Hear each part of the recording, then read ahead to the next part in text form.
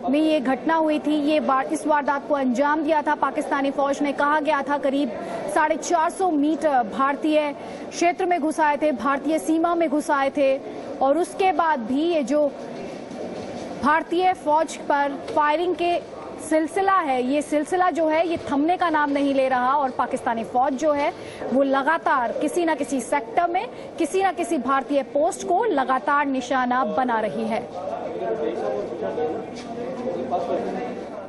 एक छोटे से ब्रेक के लिए रुकेंगे। ब्रेक के बाद मोदी की 5 रुपए वाली रैली।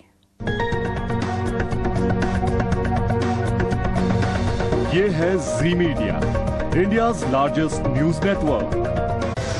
बर्दाश्त के बाहर होता पाकिस्तान, फिर तोड़ा सीज फायर। कानाचक सेक्टर में अल्फा मचाल पोस्ट पर फायरिंग, बीएसएफ का एक जवान घायल। किश्तवाड़ में 2 गुटों की झड़प पर सियासी कोहराम, अरुण जेटली को जम्मू में रोका गया।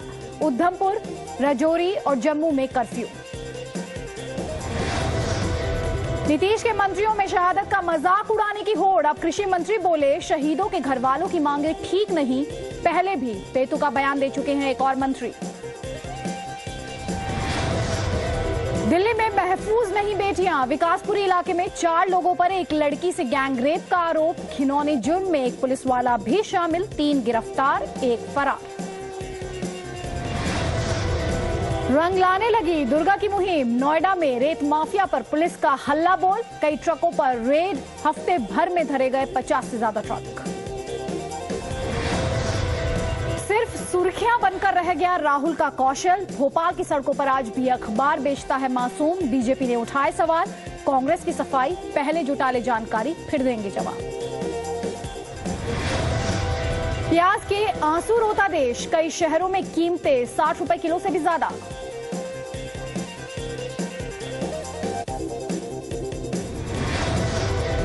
चेन्नई में अजीबोगरीब बीमारी का शिकार 3 महीने का बच्चा। शरीर में खुद ब खुद लग जाती है आग। डॉक्टरों के मुताबिक 300 सालों में सिर्फ 200 लोग हुए हैं इसके शिकार। और बॉलीवुड ने पकड़ी चेन्नई एक्सप्रेस। मुंबई में शाहरुख के घर सक्सेस पार्टी। सचिन, रानी मुखर्जी और अरबाज खान समेत कई हस्तियां हुई शामिल।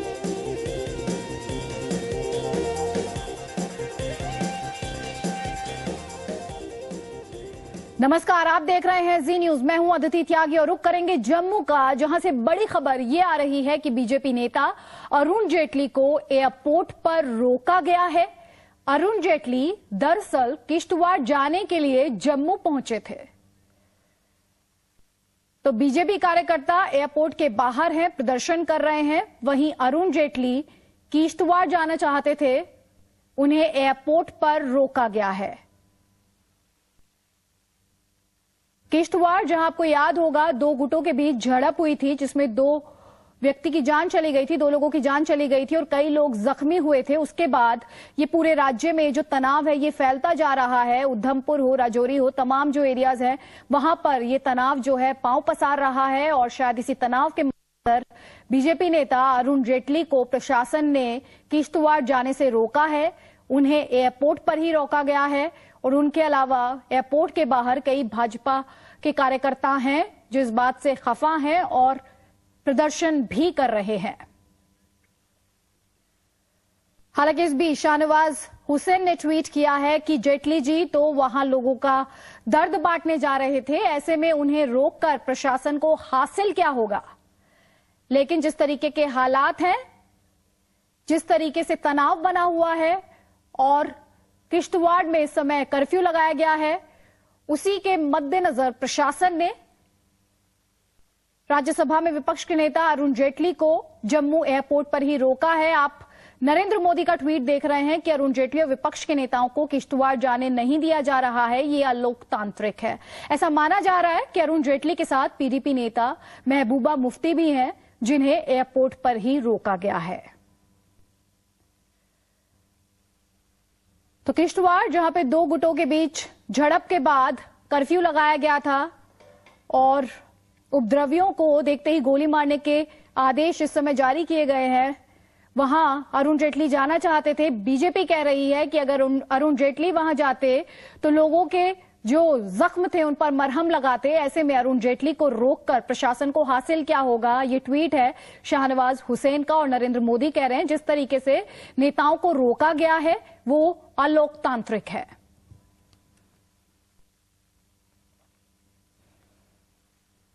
चलिए आगे बढ़ते हैं और सवाल ये कि क्या हो गया है दिल्ली को? ये खबर देखकर आप भी सोचने के लिए मजबूर हो जाएंगे।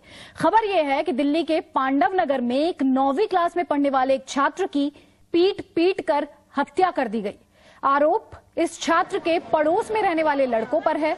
बताया जाता है कि संदीप नाम के छात्र के किसी दोस्त का पड़ोस में रहने वाले लड़कों से झगड़ा हो रहा था। संदीप बचाने के लिए गया लेकिन उन लड़कों ने संदीप को ही लात घूंसों से मारा और संदीप को जब अस्पताल ले जाया गया तो वहां उसे मृत घोषित कर दिया गया। वारदात कल शाम की है लेकिन पुलिस अभी तक एक भी आरोपी को गिरफ्तार नहीं कर पाई है। तो बाप रोने लगा कि मेरे बच्चे को किसी ने मारा।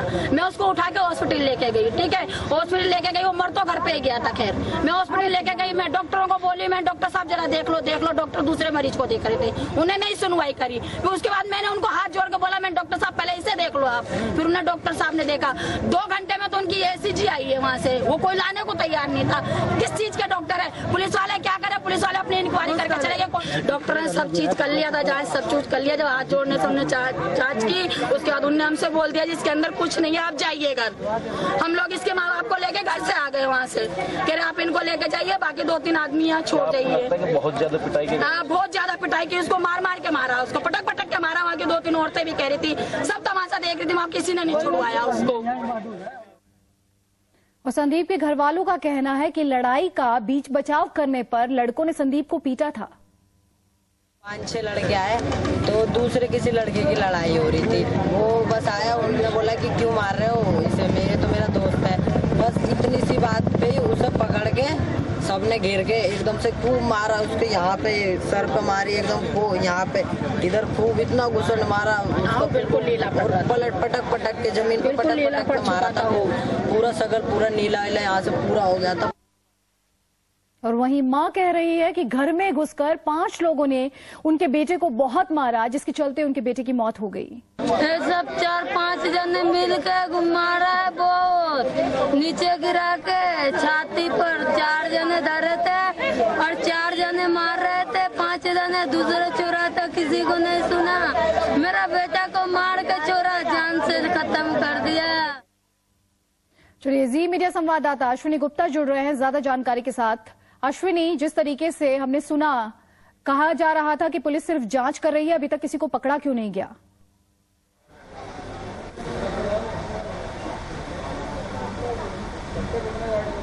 अश्विनी, क्या आप हमें सुन पा रहे हैं? अगर सुन पा रहे हैं तो सवाल ये कि हमने सुना जिस तरीके से लोग बता रहे थे कि पुलिस जो है सिर्फ जांच कर रही है, अभी तक किसी को पकड़ा क्यों नहीं गया है, ये देखते हुए कि जो बच्चे हैं, जो लड़के हैं जिन पर आरोप लगा है वो पड़ोस में ही रहते हैं। बिल्कुल, देखिए अभी जो जानकारी आ रही है उसके मुताबिक 3 लोगों को पुलिस ने हिरासत में लिया है जो कि जुवेनाइल हैं और उनसे पूछताछ करी। हालांकि अभी तक ये साफ नहीं हो पाया कि ये वही लोग हैं जो कि झगड़ा कर रहे थे। जैसा कि आरोप लगा रहे हैं कि पड़ोस के ही लोग थे जो कि झगड़ा कर रहे थे और जब ये बीच बचाव कराने गया संदीप तो उसको लोग ने मारा। और हम आपको बताएं अदिति कि इस तरह के मामले जो है पहले भी आते रहे हैं कि दिल्ली के लोग छोटी छोटी बातों पर जो ये बहुत ज़्यादा गुस्सा हो जाते हैं। कई बार इस तरह के मामले सामने आए हैं और इस तरह की वारदात जो है वो सामने आती है। इस तरह का सिर्फ कहीं छोटी छोटी लड़ाई हो या फिर ट्रैफिक को लेकर के झगड़ा हो या फिर पार्किंग को लेकर के झगड़ा हो, कई बार ऐसा देखा गया कि छोटी छोटी बातों को लेकर कितना ज़्यादा गुस्सा हो जाते हैं कि मामला जो है हत्या तक पहुंच जाता है। तो ऐसे में फिलहाल जो जानकारी निकल के आ रही है 3 लोगों को पुलिस ने हिरासत में लिया है, पूछताछ कर रही है, उनसे फिर आगे का और जानकारी निकलने की उम्मीद की जा रही है। शुक्रिया अश्विनी। तो 3 लोगों को हिरासत में लिया गया है, पूछताछ की जा रही है। वैसे दिल्ली जो है रोज बेशर्मी का एक नया रिकॉर्ड बना रही है। कहीं मनचले हैं तो कहीं बलात्कारी हैं। देश की राजधानी कहीं भी महिलाओं के लिए अब महफूज नहीं। अब विकासपुरी इलाके में गैंगरेप की एक वारदात सामने आई है। आरोप है कि इस घिनौने जुर्म में एक वर्दी वाला भी शामिल था। दिल्ली में एक और दरिंदगी, 19 साल की लड़की से गैंगरेप, बलात्कारियों में दिल्ली पुलिस का जवान भी। 16 दिसंबर की दिल दहला देने वाली वारदात आज भी देश भूला नहीं है। उस घटना के बाद दिल्ली को महिलाओं के लिए सुरक्षित बनाए जाने के कई दावे किए गए, लेकिन वो सिर्फ कहने की बातें थी, क्योंकि दिल्ली में दरिंदों को पुलिस का जरा भी खौफ नहीं है। ताजा वाकया है पश्चिमी दिल्ली के विकासपुरी का, जहां शुक्रवार रात 19 साल की लड़की के साथ सामूहिक बलात्कार की घटना सामने आई है। आरोप है कि गैंगरेप जैसे संगीन अपराध को अंजाम देने वालों में दिल्ली ट्रैफिक पुलिस का एक जवान भी शामिल था। शुक्रवार रात दो लड़के 19 साल की लड़की को विकासपुरी इलाके में एक फ्लैट पर लेकर जाते हैं, जहां पहले से ही दो लोग मौजूद होते हैं। सब मिलकर गैंगरेप जैसी घिनौनी हरकत को अंजाम देते हैं। जानकारी के मुताबिक जिन दो लड़कों के साथ पीड़िता गई थी, उनमें से वो एक को पहले से ही जानती थी। पुलिस ने इस मामले में 3 लड़कों के अलावा एक महिला को भी गिरफ्तार किया है। महिला पर आरोप है कि उसने उस लड़की को बहला फुसलाकर उन लड़कों के पास भेजा था। आरोपियों में एक ट्रैफिक कांस्टेबल है जो अशोक विहार सर्कल में तैनात है। हालांकि चौथा आरोपी अभी भी पुलिस की पकड़ से बाहर है। विजय शर्मा, जी मीडिया, दिल्ली। तो रेप कैपिटल में जो मामले हैं वो थमने का नाम ही नहीं ले रहे। एक छोटे से ब्रेक के लिए रुक रहे हैं। ब्रेक के बाद मुंबई के किलर प्लेटफॉर्म।